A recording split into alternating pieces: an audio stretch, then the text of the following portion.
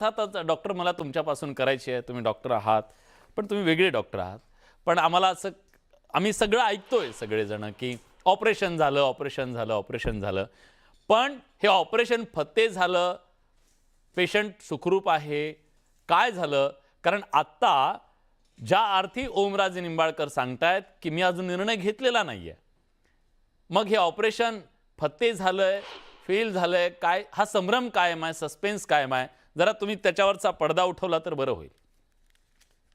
सगळ्यात पहिलं विलासजी, हम्म. की आम्ही वारंवार सांगितलेलं आहे की ऑपरेशन टायगर हे शिवसेनेने केलेलं नाहीये.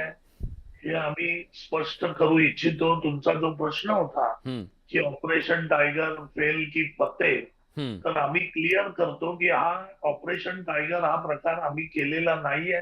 हा. आम्ही त्या बाबतीत कोणतीही पावलं उचलली नाहीत.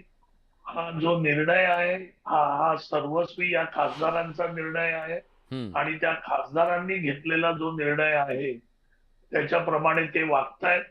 त्याच्याप्रमाणे त्यांची ऑफिशियल स्टेटमेंट अजूनपर्यंत बाहेर आलेली नाही हम्म. की त्यांनी उभाटा तर सोडलाय, हा. पण त्यांना कुठे जायचंय, काय करायचंय या बाबतीत त्यांनी काही बोललेले नाही. बर. त्याच्यामुळे तुमच्या पहिल्या प्रश्नाचं उत्तर मी दिलं. पण काही दुसरा तुमच्याशी संपर्क साधला त्यांनी? दुसरा प्रश्न असा आहे हम्म. विलासजी, बर. दुसरा प्रश्न असा आहे की या सगळ्या खासदारांना, आता तुम्ही ओमराजेंचं तुम्ही जे म्हणालात, हम्म. तर ओमराजे साहेबांनी स्वतः स्टेटमेंट जी आहे ती हम्म. टीव्हीवर स्वतः स्टेटमेंट दिली होती आणि ती स्टेटमेंट मीही ऐकली, आपणही ऐकली असेल. हम्म. आणि त्या स्टेटमेंट मध्ये त्यांनी स्पष्ट लिहिलं, स्पष्ट सांगितलं हा. की कोर्टाचा निकाल आणि त्यांनी घेतलेला निर्णय हम्म. या दोन वेगवेगळ्या गोष्टी आहेत.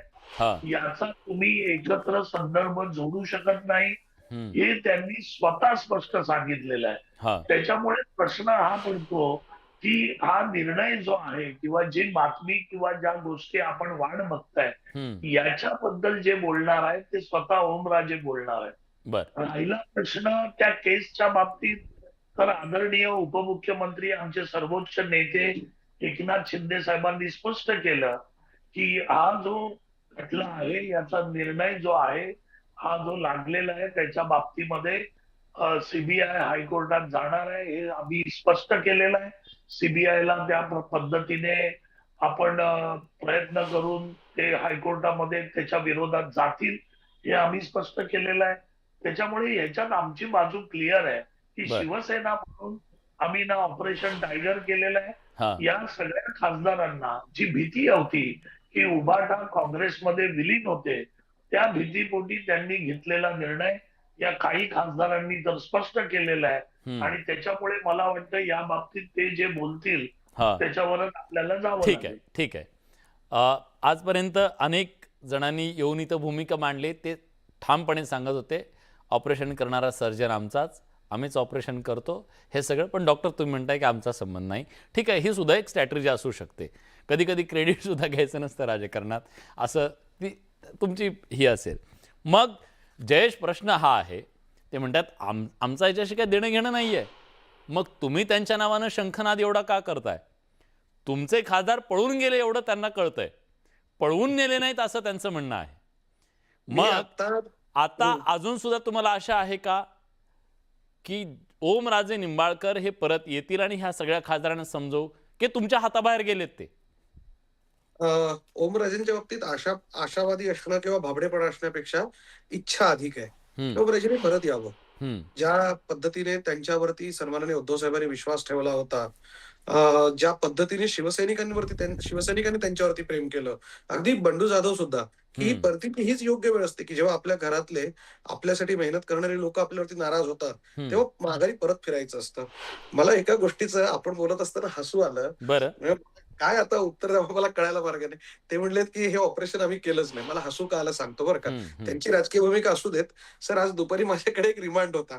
काय झालं, पोलिसांनी सोनाराला पकडून आणलं आणि ह्या सोनाराने काय केलं होतं, सोनं विकत घेतलं होतं त्या चोरांकडून. ओके. मला हसू याच्यासाठी आलं, हा सोनारी नेमकं हेच सांगत होता, की बाबा मी काय यांच्याकडे विकत घ्यायला गेलो नव्हतो, हे माझ्या दुकानातून स्वतःच विकायला आले चोरीचं सोनं. म्हणून कोर्टाने आम्हाला हाच प्रश्न विचारला, की अरे त्यांनी विकायला गंज झाले, तू का विकत घेतलंस? तू का नाही विचारलंस त्याला, की हे योग्य आहे का, अयोग्य आहे का? तुझ्याकडे बिल आहे का? तुझ्याकडे पावती आहे का? माझा माझा मूळ प्रश्न पुन्हा तोच आहे, हा. की आपण हे कधीतरी विचारलं पाहिजे, की बाबा तू आमच्या चिन्हावरती निवडून आला का? मागच्या वेळेस ठीक आहे बाबा, तुम्ही भारतीय जनता पार्टी सोबत निवडणूक 19 मध्ये लढलो होतो, तरी वेगळे गेलो म्हणून त्याचा राग आला हे समजू शकतो. यावेळेस तर शिवसेना चिन्ह होतं, शिवसेना उद्धव बाळासाहेब ठाकरे हे नाव होतं. प्रत्येकाच्या मतदारसंघात उद्धव साहेबांनी किमान 6 ते कमाल 10 अशा सभा घेतल्यात. आपणही विलासजी कव्हर केल्या असतील. काही सभांना तर मी पण एक शिवसैनिक म्हणून हजेरी लावायला गेलो. अशा परिस्थितीमध्ये यांनी जाण्याचं काही कारणच नाही. आता राहिला प्रश्न, शिवसेना काँग्रेसमध्ये विलीन होणार का?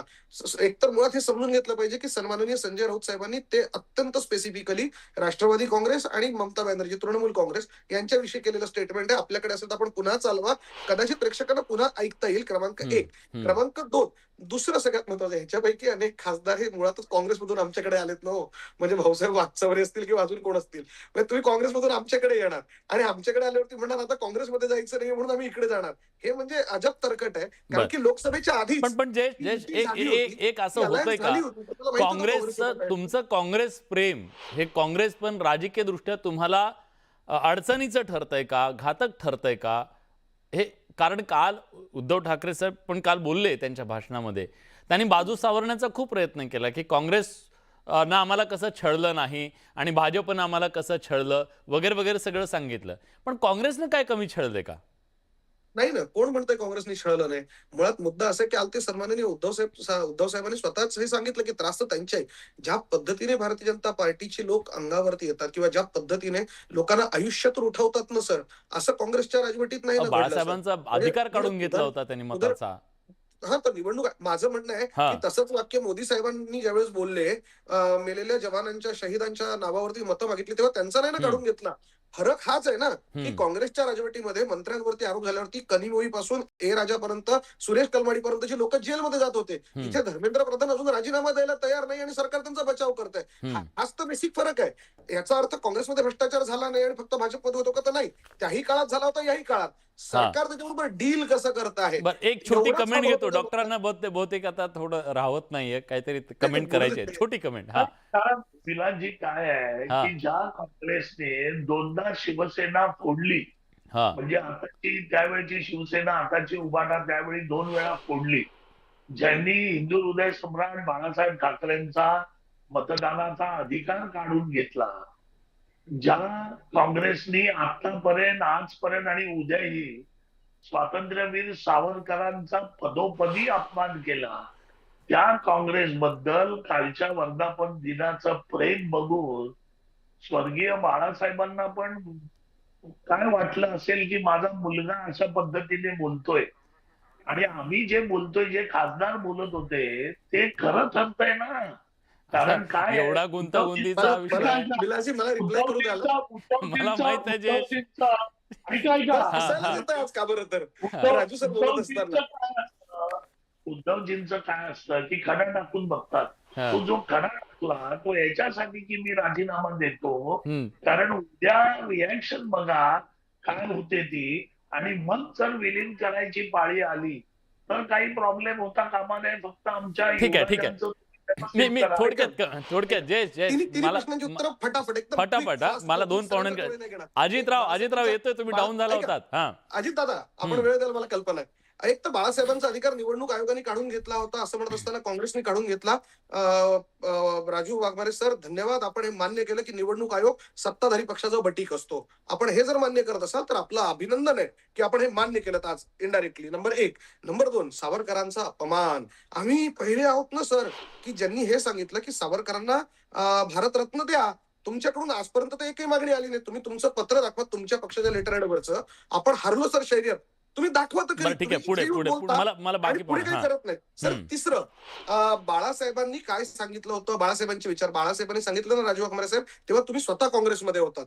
जेव्हा काँग्रेसने आमच्यावरती अन्याय केला ना, ऐका ना, होऊ देत ना, मी कसं शांतपणे ऐकतो बरं, बघा मी कसं शहाण्या बाळासारखं ऐकतो सर, मी किती शहाण्या बाळासारखं ऐकतो. दोघांनाही मी पुरेसा वेळ दिला, आता दोघांना वेळ दिला, मला पुढच्या पाहुण्यांकडे जाऊ द्या.